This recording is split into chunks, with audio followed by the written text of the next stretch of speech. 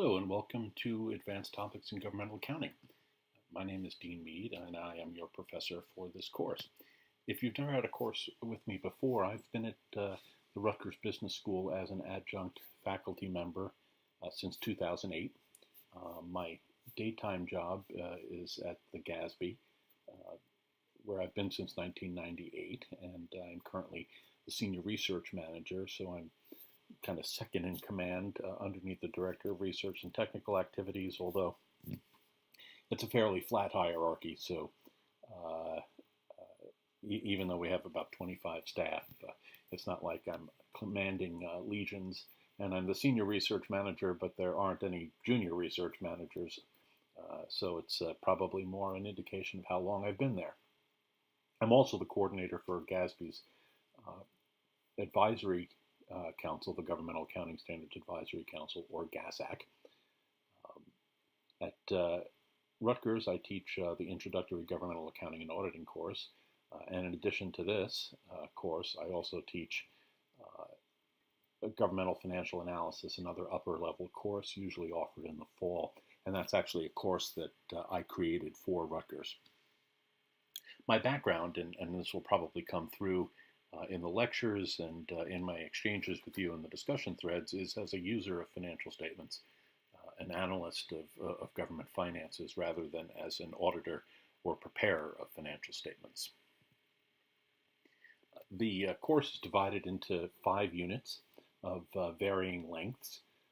We start off with the GASB's current project on the financial reporting model, particularly looking at proposals it made in the latter part of last year regarding governmental fund financial statements.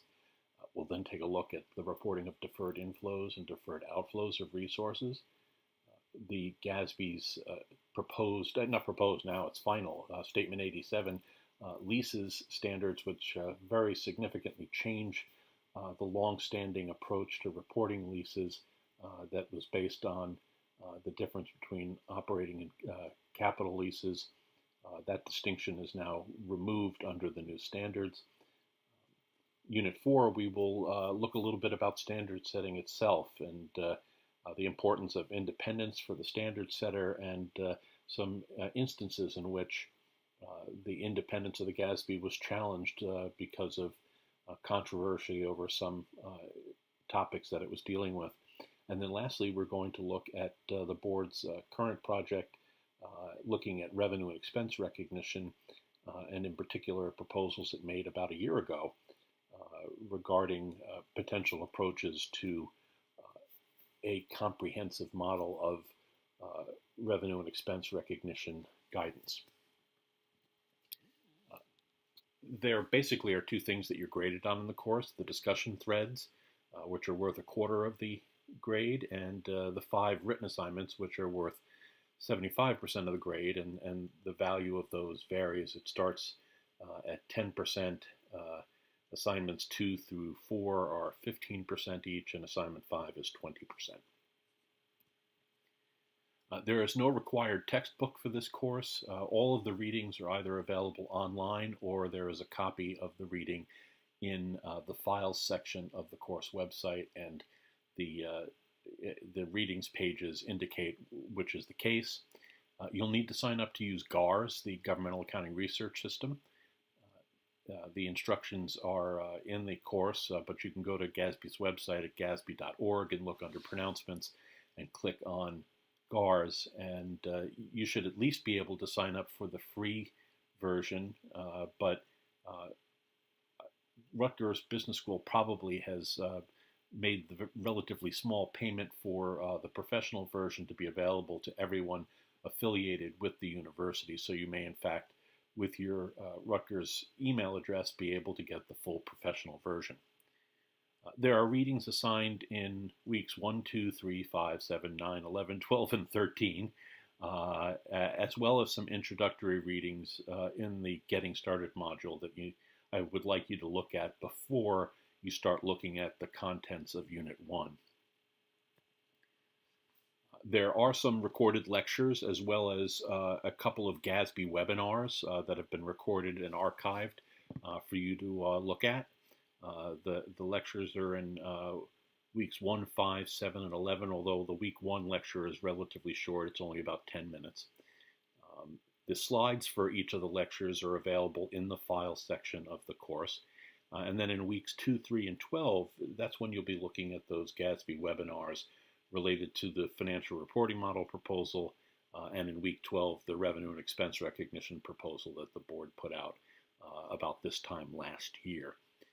In both cases, you will have to register in order to view the webinars, but that information won't be used for any other purpose.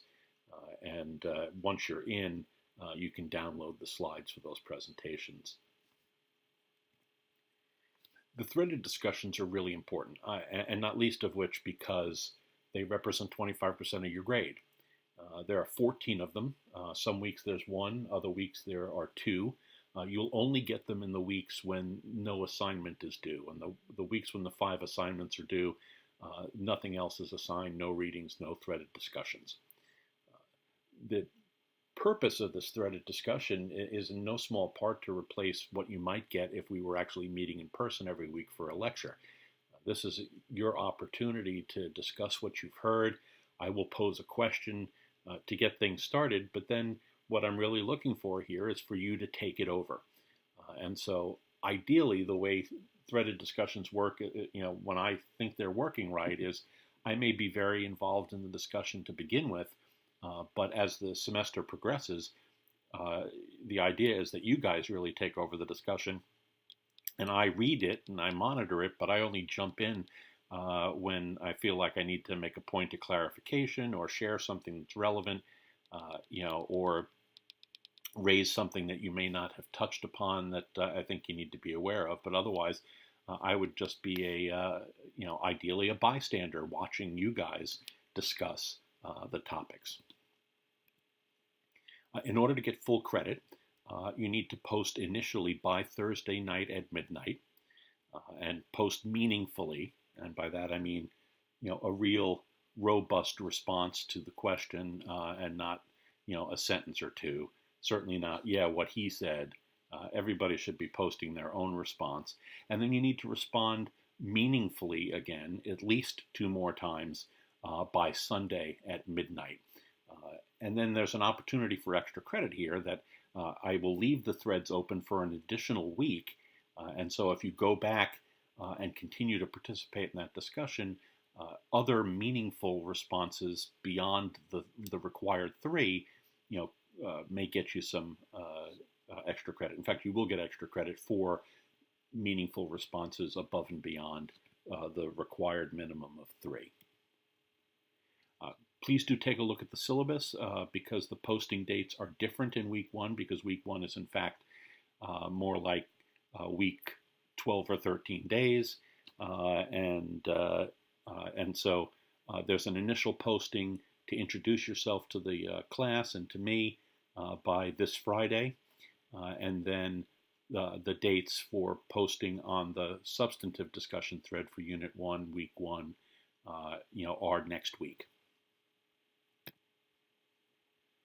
Again, I'll remind you that the threaded discussions are worth 25% of the grade, so it's really important. This is not just some extra thing to do. This is 1/4 of your grade, and each of the discussion threads is worth almost 2% of your grade. So if you just skip one, or you don't answer meaningfully 3 times, you're basically just throwing away 2% of your grade, and that's not a good idea. Especially because you will see that I grade the written assignments very hard. I don't think I'm doing anybody any good as students in my course to allow them to write in a way that isn't understandable, that isn't convincing, that isn't using proper grammar and proper punctuation. All of you are either already professionals or you're going to be professionals, and writing is a part of your job. No matter what you're doing, as a bond analyst or as an auditor of state and local governments, or as someone working in government at the federal level, the state level, the local level, school districts, business type activities, everyone has to write. And you're writing about accounting, or about finance or something like that that's relatively technical. And it's important to be able to write meaningfully and understandably in plain languagey for people who aren't accountants and aren't technicians. And all of us have people like that that we need to communicate with, clients, elected officials, and so on. So I've put a note. There's an announcement that will probably pop up in about a week after the class opens that talks about my approach to grading. But fair warning that the grades on the initial assignment or two may be relatively lower than you're used to, but they'll be that way for everyone. And if you do the things that I recommend doing in my comments on those first couple of written assignments, your grades will come up significantly by the end of the semester. And that last assignment's worth 20% rather than 10 or 15%. So I'm backloading some of the weight there to the point at which you should be much improved in your ability to communicate about the issues that we're talking about in this course. And if you're having issues, if you're concerned, of course, let's talk about it. But generally, I comment in great detail, in the assignments when I return them to you. And if you follow the things I say, it will not only improve your writing, but ensure that you get a good grade in this course. As I mentioned before, in some weeks there are no threaded discussions, the weeks when the assignments are due, and there are no readings in those weeks either. I've also already touched on most of this. There are 5 assignments, one in each unit, and those are due in weeks 4, 6, 8, 10, and 14. They together are worth 75% of the course grade. I mentioned before, the first one's 10%, the next 3 are 15% each, and the last one is 20%. And if you look on the website at each assignment page, at the bottom of the page is the grading rubric. And you will see that basically I emphasize the same things regardless of the nature of the assignment. I'm looking for a thoughtful and thorough response, but one that's also concise. I think all the assignments, are no more than 5 pages long at maximum, and so you're trying to communicate meaningfully, understandably to someone who's not a technician for most of these assignments the way I've set them up, but you still also need to do it briefly because, a city council member or a mayor is not going to read a 10-page paper. We'll be lucky if you can get them to read 5 pages. But, let's give one another a break here and at least shoot for that. It's also really important, and I will stress this in that announcement I mentioned, do what the assignment asks and do it precisely as the assignment asks for it. I have to read over 40 of these assignments for every assignment for the 2 sections I'm teaching, and to the extent that you lay things out the way that you're asked to lay them out, the contents are in the proper order, they're labeled the way they're supposed to be labeled, it makes it much easier for me to evaluate whether you've done what the assignment is asked. Don't make that job any more difficult for me than it already is. I enjoy reading your assignments, but when they're not done like they're supposed to be done, that's frustrating, and it's not going to benefit anybody's grade. I also expect that the grammar and spelling and punctuation, all of that's going to be right. I will comment on that at least when I see something initially, but I'm not going to do it every single time. I'm not editing these papers, I'm grading them. But the first time I see an issue, I will mention it, and you should check to make sure that that issue doesn't recur throughout the paper. So for instance, if I point out a misspelling, you may misspell it elsewhere, but I'm not going to correct it every single time. Otherwise, it would take me, a couple of hours to grade every single paper. And this, as I mentioned, is the distribution of the percentages for the assignments. If you need to contact me, please do so. I try to make myself as available as possible because we don't meet in person once a week. The best way to reach me is my work email, dmmead@gasb.org. I almost always will respond in less than 24 hours, often much quicker than that. And usually the issues that are raised are things that I can answer them simply by email. But if it's something that requires a more extensive conversation, then we'll arrange a time to talk on the phone, and we'll do that as quickly as we can. You should also note that every unit has a discussion thread that's called Ask the Professor a Question, and I go to the website almost every day.